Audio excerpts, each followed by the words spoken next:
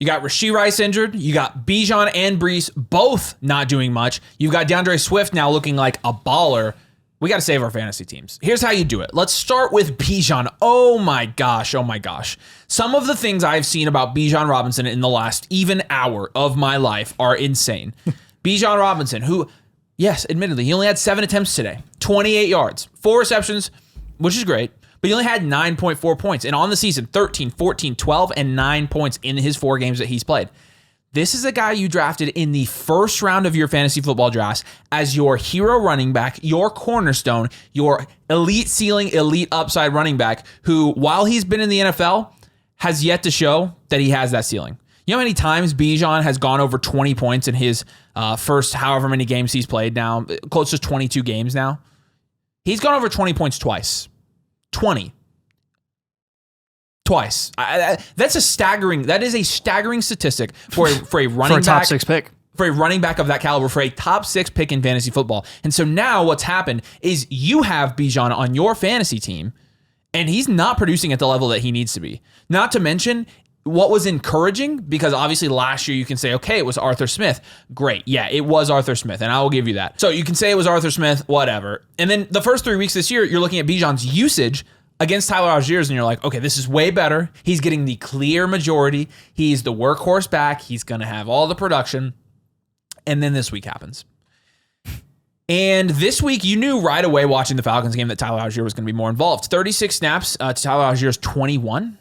20 to 12 routes run, 4 to 2 targets. So you obviously still have Bijan getting the work there, the majority of the work there. But majority is not like capital M majority. It's like lowercase M majority now, which is, kind of bad. He had 11 touches. It was a season low. Tyler Algier had 8 carries compared to Bijan's 7. So he actually out-carried Bijan this week. We thought this was in the past. We thought that this was going to Pittsburgh with Arthur Smith, who was playing Cordarrelle Patterson, even though Cordarrelle Patterson's 75 years old. We thought it was all gone. And with Bijan, Bijan, he's not a running back 1 right now. He is a mid to low end running back 2 right now. This is bad news bears for your fantasy team. What's the verdict on Bijan? Honestly, and I'm going to say this, and put a ton of qualifying statements on it. If somebody wants to pay for Bijan anything close to first round fantasy price, you take it. You take it. Now, a lot of people would be like, duh, you take that. Oh, these guys, what do you know? Again. Like last week's video. I know. Again, got to understand. Guys, you asked for it. 75% of our viewers play in home leagues, playing casual leagues. So you can sell Bijan based on name value, you do it. In a more competitive league, you're probably not going to be able to sell Bijan. So at that rate, I think I'm just holding Bijan. When you're looking at guys you could potentially pivot off of Bijan for. And one thing to note, actually, that I think is important from a context standpoint, Bijan did have like a 30 or 40 yard screen pass today, took to the house, it got called back. So that would have clearly salvaged his day, right? You're talking about 10 more points probably. He would have had almost 20 points today. And so that's important. However, even with that being true, even with that context added in, the usage is still not good enough. It's not good enough. The ceiling, you haven't seen it. And so, again, it's a less good Gibbs right now. If you can down tier, to, man, it's tough to find guys. Kyron Williams, Kamara. Are you able to down tier from Bijan to Kyron? Can you even do that? That's what I'm saying. I feel like you have to hold. Kyron is legit like a top 4 running back right now. That's what I'm saying. I think you have to hold. Yeah. So in a non-competitive league, selling Bijan is fine. I would label him as a sell. If you get any of these guys, I'll list all these guys for you. Again, don't say this is obvious. Any of these guys for Bijan. Tyreek Hill, A.J. Brown, Jonathan Taylor, Devon Achane, Malik Neighbors, Jahmyr Gibbs, Marv, Kyron, Kamara. Any of those guys for Bijan in any deal, I'd probably take. There is an alternative perspective to this that I am open to exploring, even though I'm panicking at the same time. Okay. If your league mates are freaking out about Bijan Robinson, they have Arthur Smith PTSD, and they see Tyler Algier come on the field, and they are like, I will get him off my team if it means I sell him for 75% of his original price. I mean, this is bad performance from Bijan Robinson, and his floor is still 10 points. So all in one 5-minute segment, we labeled Bijan as a buy, a sell, and a hold. So there you go. I hope it's really clear what you're supposed to do with Bijan. Look again, Bijan, this is the answer that translates to all of that. It's price conditional. Shop him or shop for him, and just test the market both ways. If you have him, test the market. If you can sell him for anywhere close to what you got him for, you do it. Send offers to the Bijan person if you think that you can get him for a pretty good discount. You said 75%. I'd probably go a little bit lower than that. 60 to 70%. If somebody's really trying to sell cheap, then I don't say it doesn't happen, guys. And There are people freaking out about Bijan. I'm telling you, some of the freaking out. There's a guy on Twitter that, and I know the Twitter idiots, but saying that Bijan was essentially just Rachaad White. I'm like, oh my gosh, it's a terrible take. That's awful. But Breece wasn't much better today. Actually, in fact, Breece was much worse today. Yeah, Breece was awful. And I will say, Breece has actually shown that he can be consistently productive in the past in worse situations. And I'm going to give him the benefit of the doubt here because unlike Bijan, he's put up 15, 20, and 16 points in half PPR formats in the first 3 weeks of the season. I'm not really panicking about this. Yes, he had 10 carries to Braylon Allen's 8. Yes, he ended up with 2.8 points and he had 5 targets for 2 receptions for 14 yards. If you watch that game, anyone who watched that game against Denver in very bad weather, mind you, which again, it's kind of funny, in bad weather, you would expect the running backs to be the most productive assets, but I guess just no one was productive there. It was a weird game overall for everyone in that game. The Jets couldn't get anything really rolling offensively all day. And I think you're kind of betting on the Jets getting on track in future matchups. And I think that's pretty reasonable to ask of like Aaron Rodgers, and of all the other assets in that offense that are super talented. And with Breece Hall, again, when you've seen 3 of his first 4 weeks with Aaron Rodgers being 15 plus points, I think you're betting on Breece Hall coming back and being just as productive as he was before this dud game, and he's going to be totally fine. That said, you're not going to be able to get Breece Hall at a discount like you are Bijan right now. So I would definitely say if you own Breece Hall, hold him. Do not sell him. If you can buy him, sure, go and get him at a discount. But again, you're not going to be paying much less than what Breece Hall originally cost before this game. I think Breece Hall is a solid hold. Now, this is obviously a big one with the Rashee Rice injury. So let's talk about Xavier Worthy. You saw Xavier Worthy come out and have a good game today. And this was because he didn't get any more targets than he normally gets. He had a touchdown. It was a big touchdown. And he still had 4 targets. He had 4 targets in week 3. He had 4 targets in week 2. He had 3 targets in week 1. He just had 73 yards and a touchdown today. In the games where he scored a touchdown, you've seen him score 19 and 14 points. In the games where he hasn't, 3 and 4 points. This is an extremely touchdown-dependent player. And Rashee Rice got hurt in what? Was it the first quarter? It was early enough in the game. It was early. To where you should have seen a big target uptake. Noticeable uptick in targets if he was going to get it. And instead, what you saw Travis Kelce get the targets, which that's obviously the most logical. When you're replacing a slot guy like Rashee Rice, a tight end is going to be, especially an elite tight end like Kelce that has chemistry with Mahomes, is going to be the most likely person to take on those targets.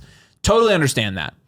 I think that with Xavier Worthy, I'm tempted to say hold here.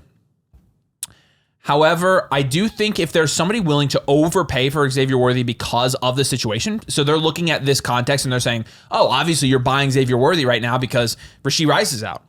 Xavier Worthy is not a replacement for Rashee Rice. He's not, and I think if people are looking at him like that, as a high target guy, anything like that, you sell him. Mm-hmm. I think the better thing to do is to hold him and try to flex him. Because if you drafted Xavier Worthy, most likely you're flexing him. And he did run the most amount of routes today. He did have the most snaps. He still had less targets than Noah Gray and Travis Kelce. Now, again, Justin Watson only had 3 targets. Juju had 0. Sky Moore had 1. So it's not like those other guys are getting a ton of work. But I do think Xavier Worthy is somebody that, are you going to see his targets go up dramatically? I don't think so. And so, again, if you want a high upside flex option in Xavier Worthy, and that's where you can use him on your team, I think he's a decent hold. I think he's going to have touchdown upside every single week now with Rashee Rice out. There is going to be volume to go around. And clearly they have him involved enough in the offense and they value him enough to where maybe he does improve as a rookie. Maybe as a rookie, they actually start using him middle of the field a little bit. He does have some of that in his game, even though he is, 170 pounds. He does have a little bit of that in his game. He's not your typical 170-pound guy. He's only a burner. He's definitely not. He has some good route running to his game. He's capable of that. It's whether or not they decide to use him like that. And even today, where, again, you saw Rashee Rice only taking 4 snaps and running 3 routes, you still only had Xavier Worthy getting 3 targets on 29 routes run. I mean, part of the reason they're so effective with using Xavier Worthy the way they have been is it just opens up the shorts and intermediate game for guys like Kelsey to get his 9 targets when Rashee Rice is off the field. If they start utilizing him in other ways where defenses don't have to count on him stretching the field every single play, that means they don't have to drop back every single time, right? So from a schematic perspective, it kind of makes sense the way they're utilizing Xavier Worthy. It's just not necessarily fantasy friendly right now. It is when he scores a touchdown. Like again, when he hits, it's fantasy friendly. It's not fantasy friendly consistently. Yeah. And so on a week-to-week basis. Let's look at some of the wide receivers we've moved for Xavier Worthy. He's obviously going to take a pretty big jump up. Last week he was ranked, fairly low still. I think most people in the community, especially some of the creators on Flock, have kind of caught on to this. But if you can move him for if you can get Brian Thomas, which is probably going to be harder after this week, I would still do that. If you can go get Jaden Reed, somebody like that, T. Higgins, JSN, Amari Cooper. Those are all smashes. The guys that are close to there, Rome Odunze, I probably would. Those guys are kind of tied for me, honestly. They are close. Pickens, I would prefer Pickens. I would take Pickens. I would take Deontay Johnson over him. 100%. I would take. Would you take Ridley still? I think I would still take Ridley. Yeah. I would take Terry McLaurin. Yep. I would probably take There's a decent amount of guys that are pretty far below him where I'd prefer. Yeah. So again, I think if you get anybody in that range, and you will have people in casual leagues that will sell for that, I think you take it. Otherwise, if you can flex him, he's a good high upside flex. Yeah. You have to be prepared for him to have 2 or 3 points because that will happen multiple times this year. Yes, it will. But obviously, situation is favorable now for him, or more favorable because of the Rashee Rice injury. Yeah, I think Jauan Jennings, his situation has become a little less favorable, but everyone knew that was coming, so that was baked into his price. Deebo Samuel comes back a lot earlier than expected. I mean, he was doubtful going into week 4, and then he actually ends up playing and has a decent game. He's not hyper productive or anything. He'll continue to be eased back into his role. But with Jauan Jennings, we said, take away the 3 touchdowns and cut his targets in half. What is he capable of doing? Apparently, he's capable of putting up 10 points in half PPR formats. Flexible. Check. Yes, please. I am totally happy with that. I mean, if anything, again, you at this point, you're not expecting CMC to come back until at least the beginning of November. And at that point, you're starting to look at who's in and who's actually out of the playoffs. Jauan Jennings, I think his situation with being George Kittle, Deebo Samuel, and Brandon Ayuk consistently is now baked into his price, and you're not really considering CMC for the foreseeable future. So with that in mind, you just saw a game where all 4 of them were on the field together. Jauan Jennings still gets 6 targets. Yes, it was against New England. Yes, they were hyper-productive. And Jordan Mason also had 23 points, and Brandon Ayuk continued to disappoint. I mean, Brandon Ayuk, now 4 straight weeks of disappointing. At this rate, I think Jauan Jennings, if you own him, is probably a hold because, again, there's always going to be that excuse of, hey, he's playing with 4 other assets that are more explosive and better than him and going to get opportunity before he does, which is totally reasonable. But to me, he's not someone that I'm looking to sell. You're not really going to get much in return. He's a great hold, a great flex option when you saw, again, the low end of probably what he's going to get here when he just demonstrated that he can get 11 receptions and 3 touchdowns and really rise to the occasion when he's needed, when he's called up. So he still was on the field consistently in this matchup, and I'm expecting him to continue to do that in a matchup in Week 5 against Arizona. Yeah. Guess what? What? DeAndre Swift produced this week. Let's give him a hand. Let's give him a hand. Good job. DeAndre Swift, he looks good. He's got 26 points this week in half PPR leagues. And sell. Sell. Please sell. We've seen this so many times. We've seen it for 4 straight years, actually. So the nice thing with Swifty is that he did have 7 targets for 7 receptions today. Let's see the goal line carries. It's for 72 yards. The goal line carries, I'm actually not sure about. I know Roschon got the 1 goal line touchdown. Okay, so here's how the running back splits broke for these guys. It was DeAndre Swift and Roschon. Those were the 2 guys this week that played. Yep. You had 38 to 22 on all plays favoring Swift. Early downs, Swift was the guy. Goal line, there was 1 carry, and it was Roschon. Short yardage, they split 1-1. Third downs, Roschon was the guy. 2-minute drill, 5-2. So even then, you're looking at 2 things here. Again, we like to focus on third downs, passing upside, right, or receiving upside, which obviously, again, he still got 7 receptions, even though he only had 3 third down snaps. Mm-hmm. So there is that as well. I think that's a little bit of an outlier. And then the goal line carries. Neither of these stats immediately favor DeAndre Swift. This is just an offense in a running back room where we said last week, you really don't want any part of this running back room. All of the sudden, Swift, who you drafted, he scored 15 points in the first 3 weeks combined. Now you actually have some market for There's him. a sell window. There's Finally. a sell window. You were just looking at him being unstartable every single week. Honestly, a majority of y'all Swift owners going into this week probably benched him, and now you can get out. Get out. Cash out now, please. Now, again, you can make the argument, he's playing Carolina next week, and so let's wait until I don't think his value is going to go much higher than it is now. Also, there's a pretty good chance he doesn't do anything against Carolina because it's Swift, and Swift doesn't do anything a lot of the time. He's a between the 20 guys with big play ability, and if he can capitalize on that big play opportunity, he can have a very big day. This dates all the way back to Detroit. Absolutely. All the way back to Detroit. But even look at what Saquon's doing behind that line in Philadelphia compared to what Swift did. Yeah, I know. Remember, Swift looked good, but like he should have looked a lot better. And he still wasn't consistent in Philly. And so Swift is a guy, I've personally seen enough. And if Swift pops off the rest of the season after this, you can come back. You can come back, dunk on us, crap on us, do which whatever. Will be fine. That's fine. It's not like we haven't been wrong before. We definitely have been. Yeah. Multiple times this week alone. But again, with Swift, I'm willing to bet this isn't going to happen. And so I'm not going to give you trade targets because, again, we get a lot of does and whatever. Swift, I'm really just taking what I can get for Swift. I think you can get pretty good value. Obviously, don't sell super low. You want somebody flexible back for Swift. Would you rather have Ramondre or Swift? I mean, they're pretty much in the same tier for me. So, like, I'd rather take the bell cow. Right. And so, again, with Swift, I'm really glad he performed. Yep.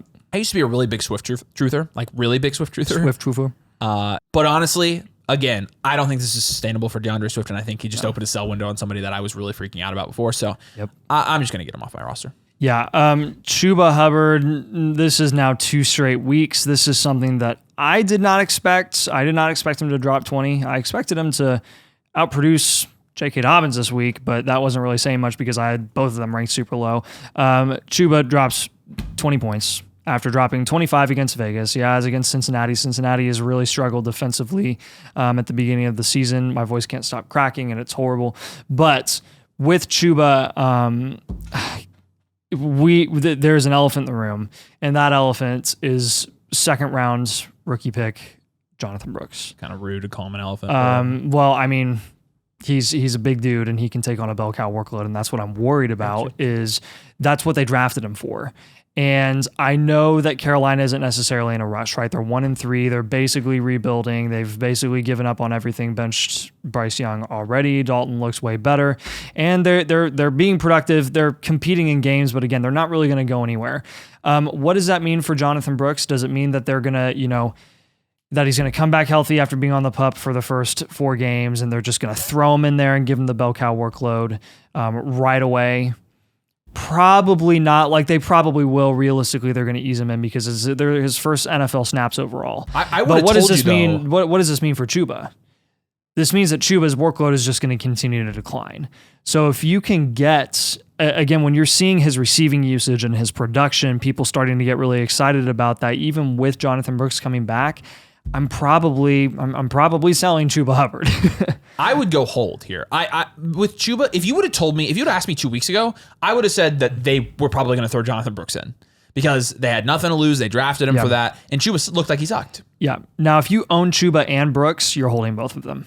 But I feel like now that they've seen that Chuba can do it, they're going to be more likely to ease Brooks in. And Chuba, well, that's exactly what I said. No, I know. But that's why he's a hold, though. I'm using that as my defense for having him as a hold because he's going to have at least 3 more games where he's probably the starter, right? So you're getting 3 more weeks of flexible production out of him. Fair. But probably not the same ceiling. Probably not. But then even after those 3 or 4 games, like when Jonathan Brooks does come back, now instead of it being like flip a switch and it's Brooks, now you still are going to probably see them split a backfield. And so Chuba's still going to have touchdown upside on a weekly basis. And so at the price I just don't feel like you're getting enough for Chuba. Yeah, that's the biggest question mark, though, is where is he going to be utilized, right? Because will it be in the red zone, or will they utilize Chuba for 70% of the game, and then once they get into the red zone, they put in Brooks? Or is it going to be the other way around? Or is Brooks going to be change of pace back? Exactly. But again, 2 weeks ago, I would have told you that. I would have told you that Chuba would have been the one that got benched, and they used Brooks for everything. Yeah. Now, I mean, again, they're clearly not going to win anything this year. Do they just roll with Chuba? Like, do they just? That's my other concern, right? There's no pressure. There's no rush to bring in your feature running back that you invested in heavily, who's coming off of an ACL, and waste him on a lost season. I think so. You would put Brooks as a hold, right? Because I don't think I'm going. I would hold Brooks. I don't think I'm going to go. I don't think I'm going to buy him because we had him as a buy, but like now I'm kind of like, I'll probably not buy it. But So I think you might be able to get him cheaper. Like you said, you would go. If anything, you're going soft sell on Chuba. Yeah, because I feel like I feel like if you're selling Chuba, you would want an over. Because I'm worried about his ceiling. I'm worried that his ceiling isn't going to be 20, 25 points once Brooks is in there because they don't have any other viable option there. Sure, you can say Miles Sanders, but like Brooks is a better running back than Miles Sanders. Yeah, that's true. I mean, it's definitely there are definitely riskier players to say to sell than Chuba Hubbard. Like seriously, it's Chuba Hubbard. Yeah. And 2 weeks ago, he was dead. So I think both these guys, are lean holds and against shop Chuba Hubbard, see what you can get. But there you go. We took Kyle Pitts off. What happened? Because there's nothing to talk about. He sucks. It's not even worth it. Oh, man. You heard it here first, ladies and gentlemen. That's some in-depth analysis. Kyle Pitts actually sucks. It does really suck that people drafted Kyle Pitts in the first, 5 rounds of their fantasy football drafts. And he has scored 20 points this entire season. I'm pretty sure like 75% of that was in the first game too. It was from a touchdown. Half of it was from a touchdown. Because he had a touchdown, and he has eight receptions in the entire season. That is 2 per game.